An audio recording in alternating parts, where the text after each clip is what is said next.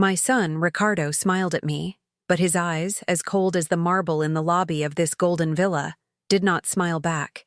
He handed me a bouquet of white lilies, as perfect and lifeless as the environment that surrounded me, and began his rehearsed speech about how I was safe and well cared for here, in this luxury nursing home that he generously paid for. The irony was so thick I could feel it in my throat, mingling with the scent of disinfectant and loneliness that perfumed the immaculate hallways. I just nodded, a rehearsed gesture of gratitude that had become my daily armor. He spoke about the importance of my rest, about how business consumed him, and how this was the best way to honor me, by keeping me in a place with specialized care. As his empty words floated in the air-conditioned atmosphere of my room, which felt more like a hotel suite for wealthy prisoners, he leaned down to pick up his Italian leather briefcase. And then, it happened. The poorly closed latch gave way, and the briefcase fell to the floor with a dull thud. From inside, several papers slid out, spreading across the Persian rug like an involuntary confession. My eyes, which he believed were clouded by age, focused on one specific document, a glossy brochure for luxury yachts. There, next to a picture of a gleaming boat named Serenity, was Ricardo's hurried handwriting, with notes on monthly payments and a red circle around a number with so many zeros that my heart stopped for an instant. In that moment, the sound of the world disappeared. My son's polished smile, the beige walls, the lilies in my lap, everything dissolved into a fog of pain and brutal clarity. The golden villa was not for my well-being. It was an assurance that I would be out of the way. The money I had spent a lifetime sweating to build in my restaurants, the legacy I dreamed of leaving for my grandchildren, was financing the luxury of a man who had discarded me like an old piece of furniture. He hurried to gather the papers, his face red with embarrassment, but I kept my expression calm. A tremor ran through my hands, but it wasn't from old age. It was dormant fury awakening. He believed he was visiting a senile and resigned mother, trapped in the golden cage he himself had built with my sweat. Little did he know that, in that exact moment, upon seeing the price of a yacht scrawled with my fortune, he was not visiting a defeated mother. He was awakening the woman who taught him how to fight, and I, in silence, began to plan not my revenge, but my resurrection. If you love Jesus and believe that this story will teach us something, subscribe so you don't miss the next episodes of Stories of Healing and Wisdom. Your subscription is an act of faith in your own transformation. I ask that you join our community of souls who have gone through something similar. The days at Golden Years Villa unfolded with the same monotony as a pendulum clock. Each morning was a copy of the last, marked by the Florida sun streaming through the immaculate windows, yet it never seemed to truly warm the space. The polished marble floors reflected the crystal chandeliers, creating an illusion of grandeur that contrasted sharply with the stooped figures moving slowly through the halls. We were all pieces in an expensive museum, collected and displayed as proof of the wealth and supposed affection of our children. I spent most of my time in the armchair near my bedroom window, watching the gardeners tend to the azaleas and hibiscus with a dedication I envied. They touched the plants with care, pruning the dry leaves with precision, a kind of attention I received from no one. The air here had a peculiar smell, a mixture of lavender-scented cleaning products, the talcum powder used by the nurses, and the subtle, almost imperceptible odor of lives that were slowly fading. It was the smell of waiting for a visit, for a phone call, for the end of the day. After the yacht revelation, that waiting turned into observation. I began to notice details that had previously escaped me. The way the head nurse smiled more broadly when my son, Ricardo, was around. The pitying glances some staff members gave me when they thought I wasn't looking. The other residents, with their eyes lost in distant memories, as trapped in their own golden cages as I was. The opulence of the place was a form of silent cruelty. Every mahogany piece of furniture, every work of art on the wall, every gourmet meal served on fine china was a constant reminder of what my money could buy. Everything, except the loyalty and love of my own son. The public humiliation, the first of many, came on a Sunday afternoon, during the monthly family gathering. The main hall was decorated with pastel-colored balloons and a banner that read, "Celebrating Our Generations." Families chatted at round tables, laughing and sharing slices of cake. Ricardo arrived late, as usual, but made sure his entrance was noticed. He wore a beige linen suit that screamed success and brought a professional photographer with him. He kissed me on the forehead theatrically and began to circle the room, shaking hands, introducing himself as the devoted son of Elena Vargas. He spoke loudly, so everyone could hear, about what a blessing it was to be able to provide the best of care for the woman who gave him everything. I felt like a trophy he was parading to legitimize his own goodness. The most cutting moment happened when Mrs. Gable, a lady whose family visited her religiously, approached our table and asked me about my restaurants. Her eyes sparkled with genuine curiosity.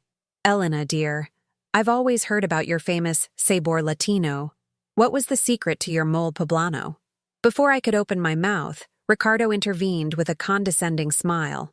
"Ah, Mrs. Gable, Mom's memory isn't what it used to be," he said, placing his hand on mine as if I were a child. "She gets confused with her memories. Nowadays, our main goal is to keep her calm and comfortable. Isn't that right, Mom?" He squeezed my hand and turned to the photographer. "Quick, take a picture of us. I want to immortalize these precious moments." The flash went off, blinding me for a second. In that photo, I knew my smile would be just a mask for a breaking soul. He hadn't just stolen my money. He was actively stealing my history, my identity, in front of everyone. When the event ended and the hall emptied, the remaining silence was more deafening than the noise of conversation. The cleaning crew collected the cake plates and wilted balloons, and I remained seated at the table, the frozen smile on my face now making my facial muscles ache. The humiliation covered me like a cold veil. Ricardo had silenced me, reduced me to a fragile relic whose only function was to validate his public image. He said goodbye with another hasty kiss, saying he had an unavoidable business meeting, and left me there, alone with the wreckage of my dignity. As I was wheeled back to my room, a facility formality I hated, as my legs were still strong, I looked at the family photos Ricardo had insisted on framing on the walls. In them, we were the picture of happiness. But the truth was, in the photo the professional took today, an image I would never see but could feel. That of a man using his mother as a prop, and a woman who, behind the flash, was beginning to see with a terrible clarity. He had won that public battle, painting me as a senile and dependent figure. But as I watched the night fall over the perfectly empty gardens, a new determination solidified within me. Broken porcelain can have the sharpest shards, and I knew the first person I needed to reach was not in that villa. She was hundreds of miles away, and Ricardo had spent years ensuring I would never speak to her again. There was a time when my name, Elena Vargas, was synonymous with strength and flavor throughout Miami. Sabor Latino was not just a chain of restaurants. It was the beating heart of our community, a place where families celebrated baptisms and where business deals were sealed over plates of ropa vieja and black beans. I built that empire from scratch, with my hands stained with cumin and the scent of cilantro embedded in my clothes. I remember Ricardo and Anna, still children, running between the tables, learning to count using rice grains as an abacus. I worked 16 hours a day, not out of greed, but to give them the future I never had. My greatest pride was teaching Ricardo the secrets of the kitchen and of management, dreaming that one day he would not only inherit the business, but make it flourish with the same passion. I saw in him an ambition that reminded me of my own, but over time, I realized that mine was forged in the love of work, and his, in a voracious desire for recognition and status. Anna, on the other hand, was more like me in spirit. She had a generous heart and an aversion to superficial luxury, which led her to become a teacher in an underprivileged community in another city, a choice Ricardo always scorned as a waste of potential. The love I felt for them was the mortar of my life, the foundation upon which I had built everything. I could not imagine, not even in my worst nightmares, that the same son to whom I gave life would use that love to dismantle me, piece by piece. The first cracks in our relationship appeared when Ricardo decided that Sabor Latino was old-fashioned. He wanted to transform my restaurants, with their checkered tablecloths and live music, into minimalist, expensive establishments with tiny portions and French names. I ignored his plans, advising him to create something of his own if he wanted to experiment. And he did. He took out a considerable loan, guaranteed by me, and opened a Latin fusion restaurant in South Beach that was a resounding failure in less than a year. It was the first time I saw resentment in his eyes. He didn't blame me with words, but with a cutting silence and a cold distance. From that day on, he began to see my success not as a legacy to be honored, but as a shadow that diminished him. That's when money started to become the center of our conversations. He would ask for loans to cover his debts, always with the promise that he was about to close a big deal. His wife, Isabella, a woman whose only ambition was to appear in the society columns, supported him in everything, looking at me with a mixture of pity and impatience. The dynamic in our home changed. I was no longer the matriarch, the rock of the family, but a kind of ATM with emotional memories attached. The transformation of his affection into coldness was not a single event, but a slow erosion, like salt water corroding stone, until only the shape of what was once love remained. The first time he humiliated me in front of other people, I felt as if the floor had opened up beneath my feet. I had organized a dinner at home for Ricardo's new business partners, starched men with expensive watches and fake smiles. I spent the entire day in the kitchen, preparing my most famous dishes, wanting to show my son that my old-fashioned touch still had value. When I served the main course, one of the men praised the food effusively and asked me about the origins of the recipe. I felt a pang of pride, the first spark of joy in months. But before I could answer, Ricardo laughed, a hollow, humorless sound. "Mom is a sentimentalist," he said, filling his wine glass. "She likes to keep herself busy in the kitchen. Frankly, it's a relief for all of us. It gives her a purpose, and it gives us one less mouth to worry about entertaining." The sentence landed on the table like a stone. One less mouth. In my own home, in front of strangers, he had reduced me to a burden, an obligation. Isabella, his wife, just smiled and changed the subject, talking about an upcoming trip to Aspen. No one defended me. I felt the pitying stares on me. Without a word, I collected the empty plates, my hands trembling so much the dishes clinked. That night, in the solitude of my kitchen, which was once my kingdom, I cried silently over the sink, understanding that I was no longer the hostess. I was just part of the furniture. Isolating me from Anna was Ricardo's cruelest and most strategic move. He knew my daughter was my shield, the only person who would see through his lies. He began to poison our relationship with diabolical skill. When Anna called, he would answer and say I was unwell or sleeping. Then he would come to me with a sad expression and say, "Mom," Anna called again, but it was so quick. "She always seems so busy with her life. She barely asked about you." He would make up stories, saying Anna had criticized the way I lived, that she thought I was controlling. To Anna, he painted a picture of me as a bitter, complaining old woman who disapproved of her life choices. He became the intermediary. For all our communication, twisting every word, omitting every declaration of love, until a chasm of misunderstanding and pain formed between us. I felt deeply hurt and abandoned by my daughter, which made me even more vulnerable to Ricardo's manipulation. Loneliness became my constant companion, a dense fog that enveloped me, making me doubt my own perceptions.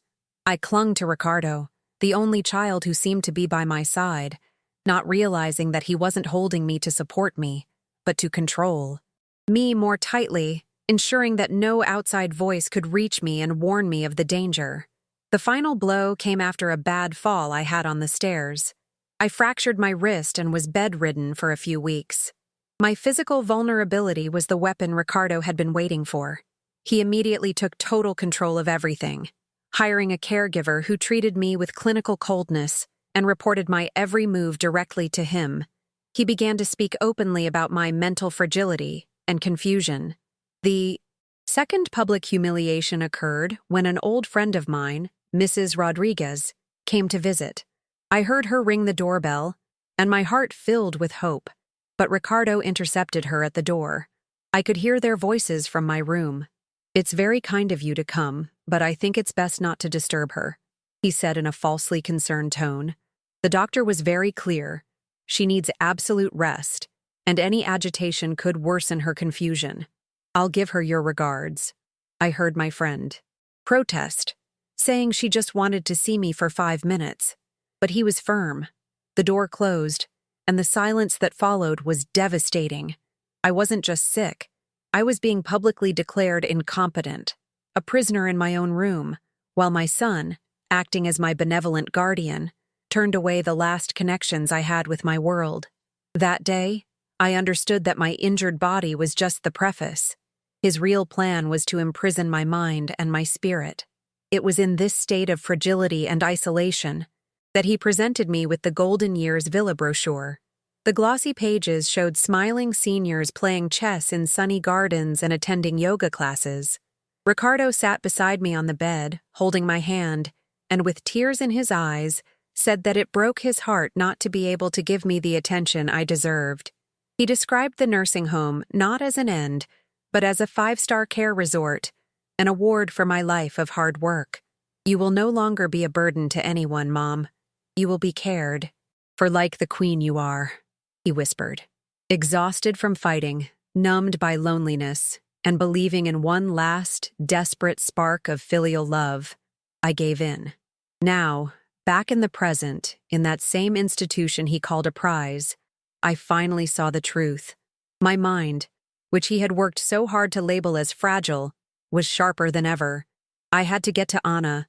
The bureaucracy of the nursing home was a labyrinth, with all communications being monitored, but I saw a light in the darkness. Sophia, the young caregiver whose eyes held not pity, but genuine respect. One night, as she was adjusting my pillows, I handed her a folded letter. I asked her to mail it for me, in secret. It was a shot in the dark, addressed to an old apartment of Anna's, a place Ricardo had assured me she had left years ago. I gave the letter to Sophia, my trembling hands holding that small flame of hope. Ricardo had built a wall of lies between me and my daughter, but in that envelope, I didn't just send words. I sent a truth that, if it reached its destination, would have the power to bring everything crashing down. The weeks following the mailing of the letter were a silent torture. Every phone ring in the hallway made me hold my breath, and every day that ended without a response was another small weight on my already tired heart. Doubt, like a weed, began to grow. What if Ricardo was right? What if Anna, my Anna, had really moved on and forgotten me, tired of a mother who never answered her attempts to connect? Despair was a nightly visitor, sitting at the foot of my bed and whispering that I was completely alone. It was during this period of uncertainty that my health faltered. A high fever consumed me, leaving me weak and delirious. The nursing home staff medicated me with their usual impersonal efficiency, but it was Sophia who refused to leave me. When her shift ended, she remained by my side, placing cool cloths on my forehead, helping me drink water, and speaking to me in her soft voice, telling stories of her own grandmother in Oaxaca. She did it not out of duty or for money. She did it out of a pure, genuine compassion I hadn't felt in years. In the early hours of one morning, at the peak of the fever, I held her hand, and in a moment of feverish clarity, I saw everything. I saw the pure love of a stranger contrasted with the greed of my own son. In that instant, the turning point happened within me. It wasn't about revenge. It was about justice. I decided right there, in that sterile room, that my fortune, the fruit of my labor, would not be the prize for betrayal. It would be a legacy of gratitude. If Anna didn't answer, I would find a way to leave everything to people like Sophia.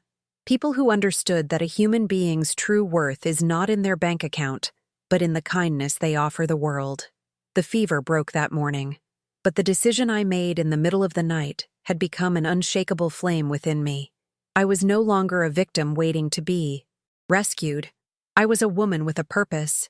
Then, on a gray, rainy afternoon, the phone in my room rang. I answered it with no expectation, expecting the receptionist's voice informing me about dinner time. But the voice I heard on the other end of the line was hesitant, choked with tears, and it said a single word that rebuilt my world. Mom? It was Anna. The letter had arrived. She had found it by chance, while visiting her old building to retrieve lost mail. The relief was so overwhelming that I couldn't speak, only sob. In that one call, years of lies and pain dissolved in minutes. I never stopped trying, Mom, she said, her voice breaking. I called every week. Ricardo always said you were traveling, or sleeping, or that you didn't want to be disturbed. He told me you were angry with me, that you blamed me for not following in your footsteps. The pieces of Ricardo's cruel puzzle fell into place, revealing the monstrous picture of his manipulation. I, in turn, told her everything. The abandonment disguised as care, the public humiliation, the yacht, the way he isolated me and tried to convince me of my own senility. There was no more room for doubt, only for the painful, liberating truth. The wall my son had built between us, brick by brick of lies, came crashing down with the force of a flood. Before we hung up, we made a promise. She was getting on the first flight to Miami. The war was far from over, but for the first time in a long time, I knew I wouldn't have to fight it alone. Ricardo must have been informed by his network of spies at the nursing home about my long phone call, because he showed up the next day, unannounced. His face, normally composed into a polished smile, was a mask of contained fury. He closed my bedroom door and turned to me, his eyes flashing. "Who were you talking to for so long yesterday?" he asked, his voice low and threatening. "You know the doctor recommended you avoid agitation. Were you talking to one of your gossiping friends?" He was still trying to use the same tactic, treating me like a disobedient and confused child. But the Elena he was facing was no longer the same. The trembling, frightened woman was gone. I stared at him, feeling an icy calm spread through my body. "I was talking to your sister, Ricardo," I said, and her name seemed to echo in the room. "The daughter you tried to erase from my life." The shock on his face was brief, quickly replaced by an expression of disdain. "Anna? Oh, Mom, did she finally decide to remember she has a mother? She probably smelled money." It was then that the blind loyalty I still held for him, that last ember of motherly love, was extinguished forever. "No," I replied, my voice as firm as steel. "She remembered love, something you traded for a yacht. I know everything, Ricardo. The lies, the money you siphoned from my accounts, the way you paraded me like a trophy to clean up your image. It's over. Your access to my life, to my money, ends today." The sun. Transformation on Ricardo's face was terrifying. The charming son and successful businessman gave way to a stranger with cold, cruel eyes. The veneer of civility shattered, revealing the monster hiding underneath. "Over?" He spat the words, taking a step towards me. "You don't end anything. You're a senile old woman in a nursing home. I am your legal guardian, the person who makes decisions for your own good. No one, least of all a judge, will believe the word of a confused woman against that of a devoted son who only wants what's best for her." He gestured around the luxurious room. "This place is proof of my care, and I will use every penny it takes to prove that you are mentally incapable of managing a single cent. You are not leaving here. Ever." He slammed the door on his way out, leaving the echo of his threat vibrating in the air. He believed his words would paralyze me with fear, that the battle was already won. But he had forgotten who he was dealing with. I didn't build an empire from scratch by being a weak woman. That night I didn't sleep. I made 2 calls. One to my daughter, to hasten her arrival, and another to the best family law attorney in Miami my money could buy. The next morning, what I did would leave everyone speechless. "We would like to feel your presence right now. Please write in the comments which city you are watching us from and what time it is there now. By doing this, we create a network of energy and support for this story. A reminder that we are not alone in our battles. Each comment is a point of light in our healing process. The first action my lawyer, a shrewd man with eyes that seemed to see through lies, took was to move the guardianship hearing requested by Ricardo to an open court, turning what my son imagined would be a discreet proceeding into a public stage. In the days leading up to the hearing, my nursing home room became my headquarters. Anna arrived like a hurricane of love and organization. She brought with her not only the hug I had waited years for, but also a folder full of documents that she, with the help of an accountant friend, had managed to track down. They were bank statements, credit card bills, and transfer records that told the secret story of my life's generosity being turned into Ricardo's luxury script. Seeing those papers, I felt not just anger, but a renewed strength. The woman who analyzed balance sheets and negotiated with suppliers was back. Together, with the lawyer, we mapped out our strategy. I narrated every humiliation, every lie, every time he made me feel small and invisible. These were not the complaints of a confused elderly woman. They were the facts from a businesswoman who had been betrayed. Meanwhile, Ricardo, blinded by arrogance, prepared his own show. Confident that his image as a devoted son and a few questionable medical reports would be enough to silence me forever. He underestimated the woman who taught him to read. He forgot that I knew all the rules of the game he was trying to play. The day of the hearing was cold, and the air in the courtroom felt heavy with formality. Ricardo looked impeccable in a navy blue suit, his hair perfectly coiffed, greeting his lawyer with a firm handshake. He shot me a quick glance, a mixture of pity and warning, as if still giving me a chance to back down. I sat next to Anna, my hands resting calmly in my lap. The first part of the hearing was his. His lawyer called the head nurse from the Golden Years Villa to the stand, who described my episodes of confusion and memory lapses, conveniently omitting that they only occurred after Ricardo's stressful visits. They presented a report from a doctor, paid for by my son, which suggested an accelerated cognitive decline. The narrative was clear. I was a frail woman, unable to discern reality, and my absent daughter had suddenly appeared to manipulate the situation for her own benefit. Ricardo watched it all with an expression of deep, rehearsed sadness, the perfect portrait of the suffering son fighting to protect his mother from herself and others. For a moment, I felt the weight of his lies in the air, and an old fear threatened to suffocate me. But then I looked at Anna, who gave me an almost imperceptible nod, and the strength returned. He had built his house of cards. Now it was my turn to blow. When my name was called, I walked to the witness stand slowly, not out of weakness, but with the deliberation of a woman who knows the weight of every step. Ricardo's lawyer began the cross-examination condescendingly, asking simple questions to test my lucidity. I answered each one with clarity and precision. Then, my own lawyer stood up. "Mrs. Vargas," he began, "can you tell us why your son, who claims to be so concerned about your health, would be making monthly payments for a luxury yacht with your money?" The silence in the room was absolute. I looked directly at Ricardo, whose face lost all color. And then, I told my story. My voice was shaky at first, but gained strength with every word. "I gave my son life, Your Honor, and he gave me a sentence. He called this place," I said, pointing to the nursing home brochures my lawyer presented as evidence, "an act of love. But it was a prison. He spoke of caring for me, but his only care was to ensure I was far enough away so he could take care of my fortune. The only true affection I have received in the last year came not from the son to whom I dedicated my life, but from a caregiver who earned minimum wage." As I spoke, my lawyer presented exhibit after exhibit, the statements showing the siphoning of funds, the invoices for jewelry for Isabella, the yacht payments. My pain, once silent and private, became a documented and irrefutable fact. Ricardo's mask didn't just fall, it disintegrated.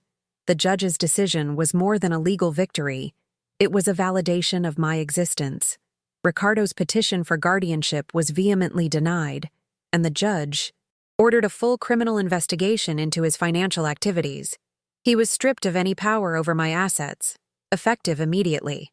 The moment that followed was not one of shouts or celebrations. It was one of profound quiet. Anna hugged me, a hug that healed wounds I didn't even know were still bleeding. Ricardo remained seated, his expensive suit suddenly looking too big for his shrunken frame.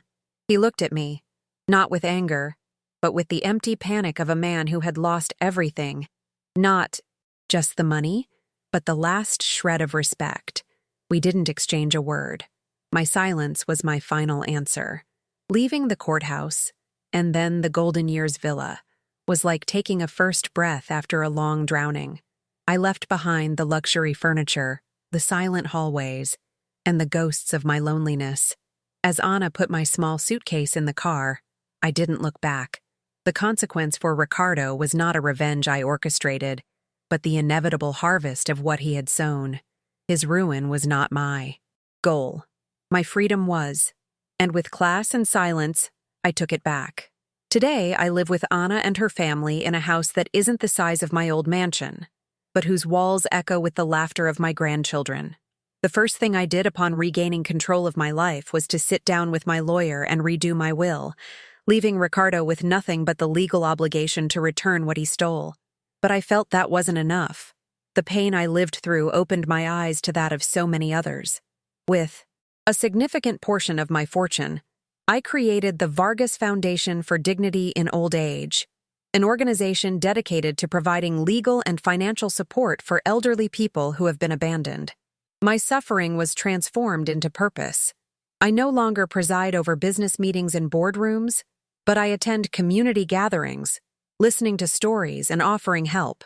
Today, I don't live in a mansion, and my name is no longer on the facade of luxury restaurants. But when my grandchildren hug me, I feel a kind of wealth that no money can buy. I don't have the luxury my son coveted, but I have regained my respect, and that no one can ever take from me again.